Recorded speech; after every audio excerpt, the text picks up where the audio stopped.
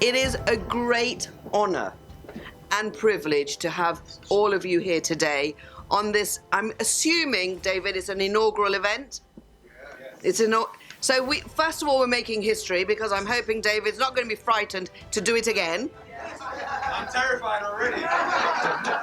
But the second thing is, David, a very, very well done to you and to your team.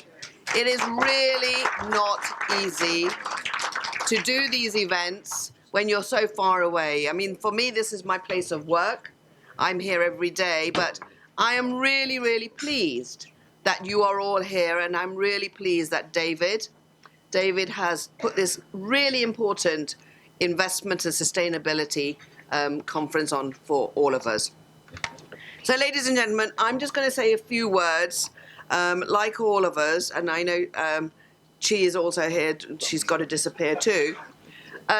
We want to work very, very. Bless you. Stop sneezing. Putting me off. We want to know how best we can all work together, first and foremost, not just across the African continent and the Caribbean, but across all parts of the globe. Because actually, to be quite frank, the one thing we all know, particularly post-COVID, the world has become smaller, much more interdependent, and that we need each other. All of our countries have great strengths, but the drivers, and I want to put this on record, so whoever's recording it, the drivers need to be driven by women. And please, sir, don't frown. The important thing about women is that they look at the whole of sustainability in a 360 lens. Now, and I am certainly not saying we do not want that it's not to be shared with men and women, but you know, we can have a new way of doing things, whereby we all have a space at the table, whereby we all share diversity of thought and inclusive thinking. And the reason for that is this. What did COVID teach us?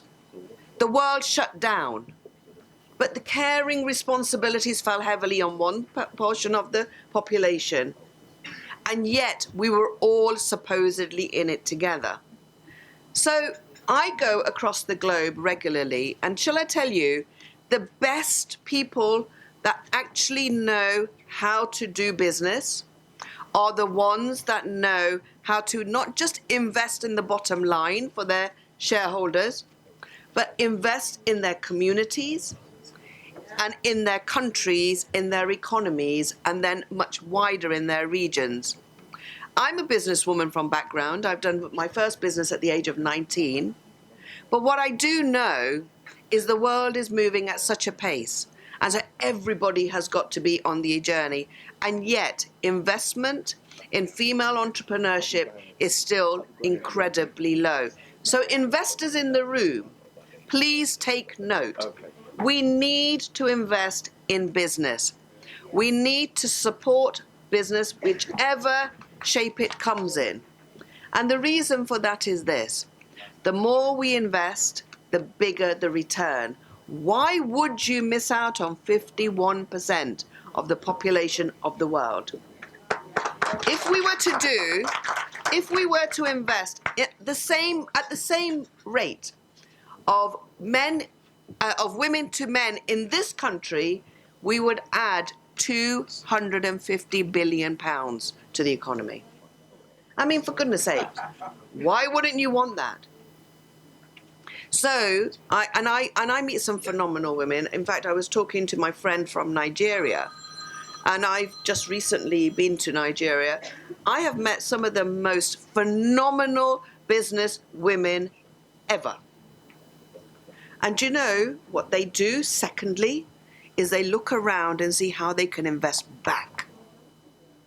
And I think it's time we woke up to the fact that business does not just have the shareholder position where you have to just look at the bottom line for profit.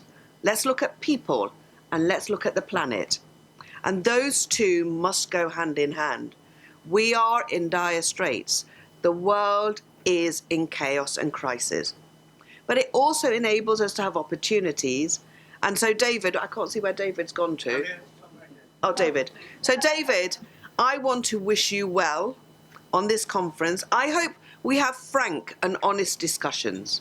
I hope we have discussions from investors who are prepared to take a risk on companies that are going to change the globe. They may not even exist. The ideas may exist at the moment. But let's take away the layers of bias that we hold, and let's put in some hope and some faith that people will deliver. And on the final note I'm going to say is, digitalization is here. Digitalization is going to change the way we do things. AI is here. Let's not be frightened of it. Let's embrace it, but let's make sure that we also put in absolutely the right safeguards to protect people from some of the things that are going on in the digital world. But we are responsible. We are responsible for actually challenging that. So the digital world is here, and it is an equalizer. The one thing I know about the digital world is it enables us to take out some of the really deep-bedded old traditional biases. But we have to embrace the digital world by making sure that both our boys and girls have access to it equally and are supported equally, and that when they go off to do their jobs in whatever sector they want, that they feel the confidence to know that the opportunities are going to be exactly the same. And that's why leaders in this room, leaders, ambassadors, high commissioners, they need to make sure that they are actually challenging the environment around them. And I'm so pleased to be here, but like all of us, I'm afraid you'll see me dip in and dip out. And that's only because we tend to overbook ourselves. But it's because we care. We care about the engagement as politicians that we make a difference. So thank you all very much. Have a wonderful day.